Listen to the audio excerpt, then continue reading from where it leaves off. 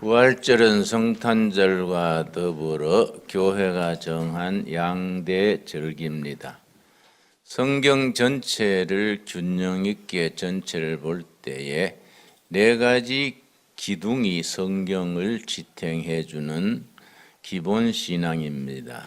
첫째는 창조 신앙, 둘째는 임마누엘 신앙, 셋째는 십자가 신앙, 그리고 부활 신앙이 우리 신앙을 지탱해 주는 네 기둥과 같습니다. 창조 신앙에 대해서 재론할 필요가 없겠습니다만은 우리 창조 신앙에 대해서 꼭 마음에 새겨야 될 것은 창세기 1장과 2장 첫 부분에 천지 창조에 대한 기사가 나오는데 중요한 것은 천지 창조가 창세기 1장과 2장에 끝난 것이 아니라 지금 또 하나님의 창조 역사는 진행되고 있다는 사실입니다. 창세기 1장 1절과 2절 우리 한번 읽겠습니다. 창세기 1장 1절 태초에 하나님이 천지를 창조하시니라. 이 창조란 말이 히브리어로 바라인데 바라. 두 가지 경우에만 쓰는 단어입니다. 산모가 아기를 출산할 때 바라. 하나님이 천지를 창조하실 때 바랍니다. 그 서로 간에 의미가 있습니다. 하나님의 창조 역사는 산모가 아기를 출산하듯이 그런 수고를 거쳐서 창조의 역사가 진행됐다는 사실이고, 그래서 엿새 동안 창조 마치신 뒤에 7일째 안식에 들어갔습니다. 그런데 2절이 중요합니다. 하나님께서 천지 창조를 하신 후에 그 다음 말씀이 역사하시면서 창조의 역사가 어떻게 진행되느냐, 지금 또 우리에게 유효한 대단히 긴요한 신앙의 내용입니다. 2절 땅이 혼돈하고 공허하며 흑암이 깊음 위에 있고 하나님의 영은 수면 위에 운행하시니라. 창조 역사가 진행되면서 처음에 땅이 혼돈하고 카오스입니다. 혼란, 무질서. 하나님의 말씀이 역사하시니까 무질서, 카오스가 코스모스, 질서로 바뀌어져 갔습니다. 이게 왜 우리에게 중요하냐? 한 사회, 한 나라, 한 문화가 혼란하고 무질서할 때에 하나님의 말씀이 역사하시면은 무질서, 카오스가 코스모스, 질서로 바뀌어져 간다는 것, 이게 창조 역사의 중요한 부분입니다. 땅이 공허하며 텅 빈 걸 말합니다. 허무하고 텅 빈 자리에 하나님의 말씀이 역사하면은 충만으로 변화가 돼 갑니다. 하나님의 창조 섭리 말씀이 역사하면은 허무한 인생이 살만한 가치가 넘치는 충만한 인생으로 바뀌어 갑니다. 흑암이 깊음 위에 있었다. 절망적인 어두움을 말합니다. 말씀이 역사하시기 전에는 절망적인 어두움이 있었는데 살아계신 하나님의 살아있는 말씀이 역사함으로 절망적인 어두움이 희망의 빛으로 바뀌어갔습니다. 그런 창조의 역사는 지금 또 진행되고 있다. 이게 중요합니다. 그래서 우리 삶에, 우리 가정에, 우리 일터에 말씀이 역사함으로 무질서가 질서로 변화되고 허무가 충만으로 변화되고 절망적인 어두움이 충만으로 바뀌어져 갑니다. 절망적인 어두움이 희망으로 바뀌어져 갑니다.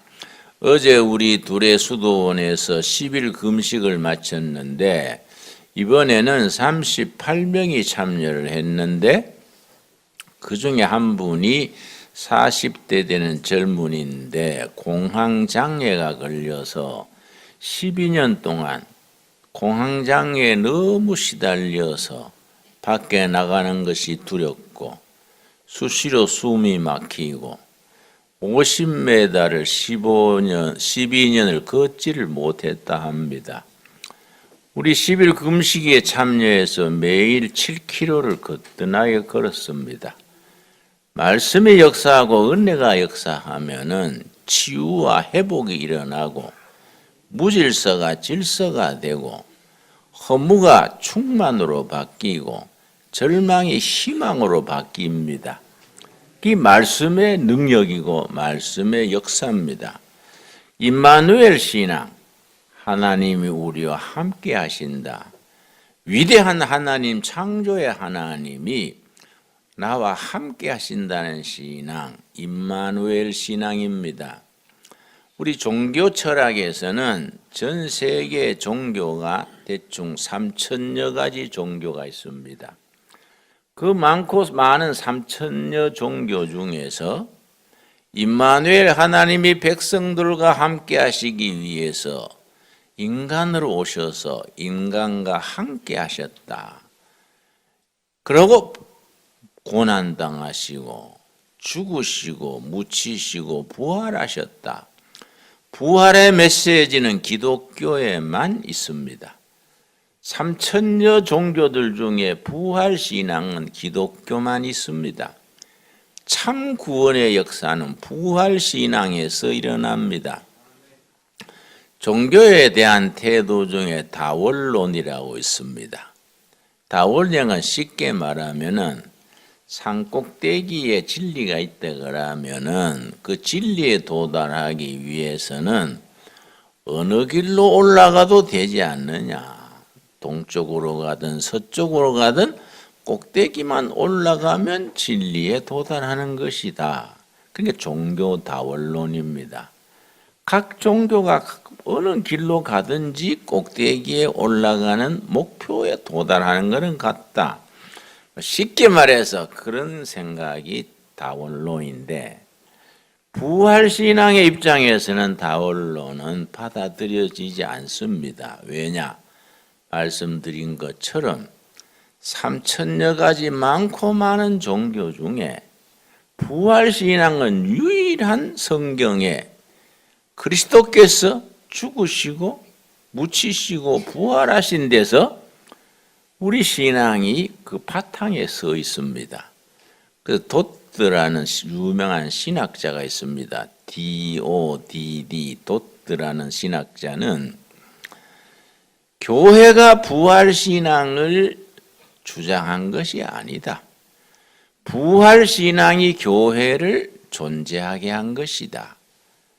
교회가 생기고 부활신앙이 나온 게 아니고 부활신앙이 교회를 생겨나게 한 것이다. 그래서 부활신앙은 우리 신앙의 기본입니다. 부활신앙이 갑자기 툭 떨어지고 갑자기 나타난 신앙이 아니라 우연히 예수님이 부활하신 게 아니라 구약의 전통을 따라서 많은 선지자들, 시편, 모세 오경, 성경에서 거듭거듭 부활을 얘기했을 뿐 아니라 예수님 자신이 부활하실 것을 3번, 4번 되풀이 말씀하셨습니다. 대표적인 것이 마가복음 8장 32절, 31절 한번 찾겠습니다. 마가복음 8장 32절 1절에 예수님께서 자신이 부활하실 것을 예고를 하셨습니다. 그런데 아무도 안 믿었습니다. 예수님의 제자들이 예수님을 3년간 모시면서 예수님의 몇 번 말씀하셨어도 한 번도 아무도 믿지를 않았습니다. 그냥 흘러들었습니다. 그래서 예수님이 십자가에 죽으시고 묻히신 뒤에 3일 만에 부활하실 것이다 해서 무덤 앞에 와서 얼쩡거리고 한 사람은 한 사람도 없습니다. 예수님의 제자들이 다 도망가 버리고 흩어져 버리고 단지 여성 아리마대 요셉, 막달라 마리아, 아리마다 마리아, 막달라 마리아 이런 여성 3명이 무덤에 향유를 바르려고 찾아왔습니다. 그걸 보면 예수님이 내가 부활한다고 몇 번 말씀했지만은 아무도 믿지 않았습니다. 마가복음 8장 31절 인자가 많은 고난을 받고 장로들과 대제사장들과 서기관들에게 버림받아 죽임을 당하고 그 다음 뭐라 그랬습니까? 사흘 만에 살아나야 할 것을 비로소 그들에게 가르치시며 고난당하시고 죽으시고 묻히시고 3일 만에 부활입니다. 누가복음 13장 32절은 더 실감나게 나옵니다. 누가복음 13장 우리 한번 찾겠습니다. 13장 32절에는 굉장히 실감나게 아주 부활신앙 제3일의 부활에 대해서 아주 문장 자체가 아주 참 완벽하게 쓰고 있습니다.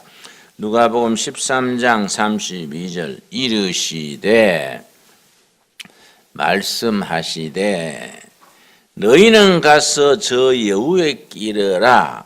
세례 요한을 여우라고 비유합니다. 예수님은 현실 비판이 거침없습니다. 우리 헤롯 왕을 여우라고 표현했습니다. 저 여우에 끼르되 오늘과 내일은 내가 귀신을 쫓아내며 병을 고치다가 그 다음이 뭡니까? 제3일에 완전하여 지리라. 제3일에 부활하실 것을 이렇게 표현하셨는데 기독교 신앙을 제3일의 신앙이라고 말합니다. 첫째 날과 둘째 날은 고난 중에 병자 고치시고 귀신을 제압하시고 왕따 당하시고 죽으시는 날, 첫째 날, 둘째 날은 고난 당하는 날, 많은 백성을 불쌍히 고치시는 날,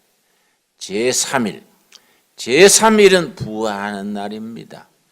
첫째 날, 둘째 날은 십자가의 기록인 밤입니다.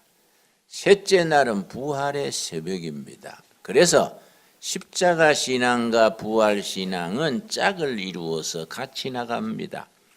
십자가 없는 부활은 허구고 부활 없는 십자가는 헛된 겁니다. 십자가의 밤을 통해서 부활의 새벽이 오는 겁니다. 우리가 신앙이 너무 안일해지고 신앙이 너무 겉으로만 돌면은 십자가의 밤을 빼버린 부활의 새벽만 기다리기 쉽습니다. 고난의 값을 치르지 아니하고 부활의 영광에만 참여하려 하는 그런 신앙이 되기 쉽습니다. 우리 성경의 신앙은 철두철미하게 4가지 아까 복습합시다. 첫째 무슨 신앙이라 그랬습니까? 창조신앙. 둘째 뭡니까? 임마누엘 신앙. 세 번째 십자가 신앙. 네 번째 부활 신앙. 그거 다 4가지가 균형을 이루어서 한 신앙 안에 한 가슴에 조화 있게 품어야 됩니다. 부활의 밤을 지나서 십자가의 밤, 고난의 밤을 지나서 십자가의 새벽의 영광이 오는 것이다. 우리가 확실하게 우리가 그걸 믿어야 합니다. 아까 말씀드렸듯이 부활신앙이 있기 때문에 거기서 교회가 일어나게 된 것입니다. 그래서 교회가 존재하는 기본은 부활신앙입니다. 여러분 벤허라는 영화를 아시죠? 벤허. 세계적인 명화입니다. 1880년에 월리스라는 장군 출신이 기독교가 정말 이 사기다. 성경 이건 거짓말 투성이다. 예수 부활 이 가당찮은 얘기다. 이 장군이 예편한 뒤에 내가 기독교가 허구라는 것을 내가 증명을 해야겠다. 자기 나름대로 당찬 아주 목표를 세우고 기독교가 허구라는 것을, 사기라는 것을 증명하려고 성경을 읽기 시작했습니다. 성경 읽으면서 성경에 이거는 거짓말이다 싶은 걸 다 붉은 죄를 쳐가면서 따로 메모를 해가면서 이것도 거짓말이고 이것도 사기고 이것도 엉터리고 성경을 놓고 열심히 1880년대입니다. 이 월레스 장군이 열심히 줄을 끊고 그걸 공부하다가 신약의 사복음서에서 부활하신 예수님 앞에 꼬꾸라진 겁니다. 아, 이 사기가 아니고 진리구나. 부활하신 예수님이 내 죄를 씻으시고 내 죽음을 이기시고 부활하셨구나. 꼬꾸라져 가지고 예수님, 부활하신 예수님을 구주로 맞아들였습니다. 그 뒤에 이제는 기독교를 변호하기 위해서 소설을 썼습니다. 그게 변호입니다. 변호. 원래 이름은 그리스도 이야기, A Tale of Christ. 원래 제목은 그렇습니다. 근데 변호란 영화로 그것이 촬영이 돼서 그 영화가 참 우리 심금을 울리는 영화랬지요. 참 그 묘한 것이 기독교가 엉터리다, 사기다, 거짓말이다. 그걸 증명하려고 밤낮으로 쓰다가 부활하신 예수님을 만나서 그 앞에 무릎을 꿇고 부활하신 예수님을 생명의 주인으로 받아들인 겁니다. 이제 기독교를 변호하기 위해서 소설을 쓴 거이지요. 부활신앙에 대해서 교회를 다니면서도 부활신앙 그거는 뭐 상징이지 실제 그랬을까 이렇게 생각하는 사람들이 있습니다. 지금만 그런 게 아닙니다. 옛날부터 그랬습니다. 고린도전서 15장을 부활장이라 하는데 고린도 교회에도 그런 교인들이 있었습니다. 고린도전서 15장 우리 한번 찾겠습니다. 고린도전서 15장에 보면은 고린도 교회 당시 초대교회 때도 부활을 믿지 않고 그냥 교회 다니는 사람들이 있었습니다. 교회는 열심히 다니는데 부활신앙은 진리 자체로 받아들이지 않은 겁니다. 그냥 비유로, 그냥 교훈으로만 받아들인 겁니다. 그런 신앙은 참 신앙이 될 수가 없지요. 자, 12절입니다. 고린도전서 15장을 무슨 장이라 했습니까? 부활장. 그 중에 12절. 그리스도께서 죽은 자 가운데서 다시 살아나셨다 전파되었거늘 너희 중에서 어떤 사람들은 어찌하여 죽은 자 가운데서 부활이 없다 하느냐 이 말씀이지요.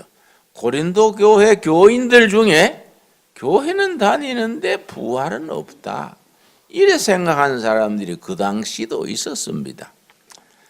그래서 사도 바울이 그 참 기가 찰 일이다. 예수님이 부활이 없다는 사람들이 너희 중에 있으니 이거 어찌 된 일이냐. 13절 만일 죽은 자의 부활이 없으면 그리스도도 다시 살아나지 못하였으리라. 죽은 자의 부활이 없으면 예수 부활이 있을 택이 없고 14절 그리스도께서 만일 다시 살아나지 못하였으면 우리가 전파하는 것은 헛된 것이요 또 너희도 헛된 것이며 예수님의 부활이 없으면 우리 믿는 사람들은 다 헛것 믿는 거다 이거지요. 그리고 부활 얘기하는 사람들은 사기꾼이다 이거지요. 그런 낭패한 일이 있습니까? 평생 부활신앙을 믿었는데 예수님이 부활신앙이 허구라면은 우리 평생들의 공들인 것이 헛거라는 거지요. 초대교회 때부터 부활이 사실이 아니라는 세 가지 이론이 있었습니다. 첫째는 기절설. 예수님이 십자가에서 숨 끊어지 않고 기절한 채 있었는데 그걸 내려서 무덤에 넣었는데 깨난 것이다. 첫째가 기절설입니다. 예수님이 운명하신 때가 금요일 오후 3시쯤 됐습니다. 근데 유대나라 안식일은 오후 6시부터 시작됩니다. 그 3시간 동안 예수님의 시체를 내려서 성경에 의하면은 로마 군인들이 절명했는지 아닌지 확인하기 위해서 창으로 옆구리를 찔른 거이지요. 그러고 사살 확인을 하고 그걸 확인 사살 그럽니다. 혹시 숨 끊어지지 않는 채 내릴까 해서. 그래서 무덤에 보통 유대인들도 일반인들은 땅에 묻습니다. 귀족들이나 아주 귀한 분들은 무덤에다가 안치합니다. 돌을 파고서는 거기다가 무덤 시체를 안치하는데 아리마대 요셉이라는 아주 부자분이 자기가 죽으면 묻히려는 무덤을 예수님한테 드려서 아리마대 요셉의 묻히려는 무덤에 예수님을 모셨습니다. 그러고 이제 큰 힘센 장정들 한 5명이 움직일 수 있는 큰 돌을 그 앞을 막았습니다. 그러고 끝났으면 우리 신앙은 없지요. 그걸로 끝났으면 예수님이 그렇게 아리마대 요셉에 묻히고 그 니고데모라는 요한복음 3장에 나오지요. 우리나라로 말하면 국회의원격입니다. 유대나라 산헤드린 정회원은 우리말로 하면은 국회의원급입니다. 왕에게 준하는 향유를 예수님께 발라서 그 무덤에 안치했습니다. 그리고 끝난 줄 알았는데 안식일 지나고 주일날 새벽에 부활하셨지요. 그래서 주일 그럽니다. 우리가 캐런다에서는 일요일 그러죠. 월요일, 일요일, 선데이. 선데이라는 것은 로마에서 로마 종교가 여러 종교가 있었는데 태양신 섬기는 날이 선데이입니다. 달신 섬기는 날이 먼데이. 그런데 그게 우리가 태양신 섬기는 날을 우리가 주일로 만들었다 해서 안식교에서는 그 날을 절대 반대해서 지금 또 토요일 안식일을 지키지요. 근데 우리는 태양신 섬기는 날로 받아들인 게 아니라 우리 주님이 부활하신 날, 그 주일 그러지요. 그래서 우리가 뭐 일요일, 주일 번갈아 쓰지만은 따지자면은 주일이라고 말해야 되지요. 예수님이 부활하신 날 주일입니다. 이 주일날 우리가 정말 존귀한 날이지요. 부활하심으로 우리 신앙이 죽음을 이기고 살아난 날 아니겠습니까? 자, 고린도전서 15장 넘어가서 19절 말씀. 고린도전서 15장 19절 말씀.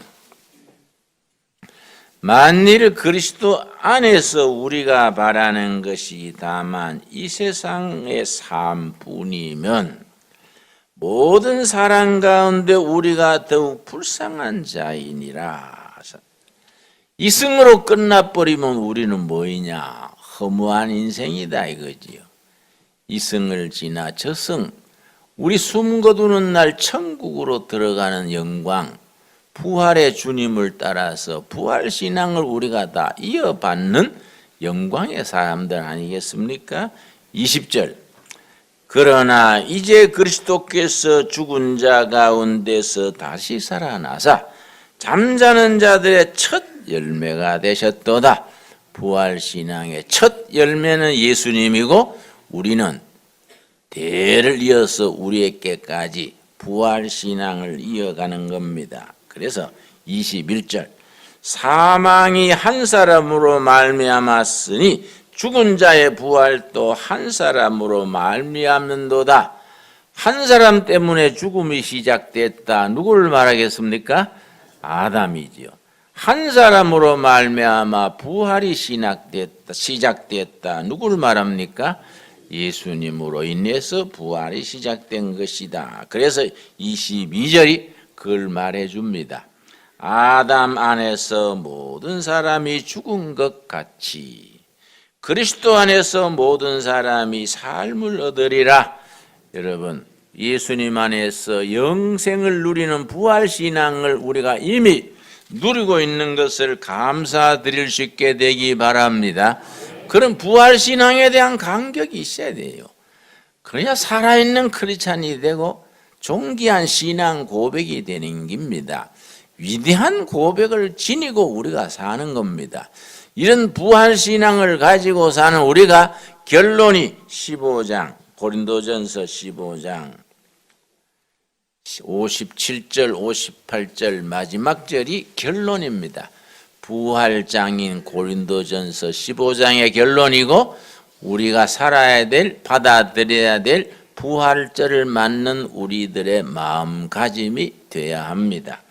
우리 주 예수 그리스도로 말미암아 우리에게 승리를 주시는 하나님께 감사하노니. 그래서 은혜를 받고 나면 마음에 일어나는 영적 변화가 보편적으로 세 가지입니다. 첫째는 온몸으로 넘치는 기쁨, 은혜 받으면 기쁜 겁니다. 둘째는 입술의 찬양, 은혜 받으면 찬양이 나옵니다. 그냥 입술로 찬양이. 왜냐? 우리 하나님은 찬양 받으시기를 기뻐하시는 하나님. 그래서 다른 종교에 없는 이 성가대 찬양이 우리 기독교의 구약시대부터 찬양이 전통이지요. 그래서 기독교 문화가 들어가는 곳에는 음악이 발전합니다. 교회 음악을 중심으로 음악이 발전을 합니다. 자, 예수님께 감사하리로다. 또 찬양하리로다. 세 번째는 기쁨, 찬양, 감사. 온몸으로 드리는 감사입니다. 이런 은혜 받은 사람의 열매를 우리가 함께 맺을 수 있게 되기를 바랍니다. 세 가지 꼭 다짐합시다. 첫째 뭐라 그랬습니까? 기쁨. 둘째 찬양. 셋째 감사. 감사하는 신앙 됩시다. 옛날 옛날 정치 구호 기억나시지요? 불평 불만 있는 곳에 간첩은 날뛴다. 기억나세요? 우리 어릴 때 얘기입니다. 요새는 뭐 그렇지 않지만은 감사와 찬양 있는 곳에 성령은 역사하신다. 우린 그렇게 바꿔야지요. 그렇지요? 그래서 58절 마지막 절입니다. 그러므로, 이 그러므로가 중요합니다. 기독교를 그러므로의 신앙이라 합니다. 그러므로가 이제 영어로 therefore 때문에 어떤 성경학자가 기독교 신앙은 therefore 신앙이다. 예수님께서 하나님이 이 땅에 오셔서 고난당하시고 십자가의 밤을 지나시고 부활의 새벽을 맞아 승리하셨으므로 그러므로 이렇게 나갑니다. 그러므로 앞에 복음의 사실이 나오고 그러므로 우리는 이렇게 감사하면서 이렇게 살자. 다른 종교에는 그러므로가 잘 안 됩니다. 특별히 불교 같은 경우는 그러므로가 구조상 잘 안 됩니다. 불교를 일으킨 석가모니께서 오래 사셨는데 마지막 연세 많으셔가지고 잔칫집에 대접을 잘 받았습니다. 인도라는 나라가 덥지 않습니까? 음식이 잘 변하지요. 그래서 식중독에 걸려서 돌아가셨습니다. 역사에 나오는 사실이니까요. 그러므로가 안 되는 거지요. 석가모니께서 식중독으로 돌아가셨으므로 그러므로 우리도 식중독으로 죽자. 안 되지 않습니까? 불교가 나쁘다 그런 차원이 아니고 그러므로의 입장에서는 그거 안 되는 거예요. 이 땅에 오신 하나님 그리스도께서 고난당하시고 죽으시고 묻히시고 십자가의 밤을 지나시고 부활의 새벽을 맞아 부활하셨으므로 그러므로 부활신앙으로 승리하자. 아멘 하시지요? 이 우리 신앙의 아주 핵심이죠. 핵심. 신앙생활의 노른자지요. 그래서 그러므로가 중요한 겁니다. 자, 그러므로란 말의 의미를 알으셨습니까? 그러므로 사랑하는 형제들아 근실하며 흔들리지 말고. 세상은 자꾸 흔들리지요. 어쩐지 세상은 자꾸 삭막해지고 강팍해지고 흔들립니다. 세상이 흔들리지만 우리는 부활신앙으로 흔들림 없게 되기 바랍니다. 주의 일에 더욱 힘쓰는 자들이 되라. 이는 너희 수고가 주 안에서 헛되지 않은 줄 알미라. 아멘 하십니까? 흔들리지 말고 확신을 가지고 주님의 일, 교회를 섬기고 선한 일을 하고 복음 증거하면서 사는 일에 열심을 다하자. 이래야 너희 신앙생활이 헛되지 않게 된다. 우리에게 주시는 결론으로 받아들일 수 있게 되기 바랍니다. 기도하겠습니다. 하나님 감사합니다. 2019년 올해도 부활절을 허락하셔서 우리가 부활신앙으로 새롭게 하심을 감사드립니다. 십자가의 밤을 지나 이제 부활의 새벽의 기쁨을 맞았습니다. 부활신앙의 간격을 가지고 견고하여 흔들리지 말며 감사함으로 승리하는 우리가 되게 하여 주시옵소서. 예수님 이름 받들어 기도드렸사옵나이다. 아멘.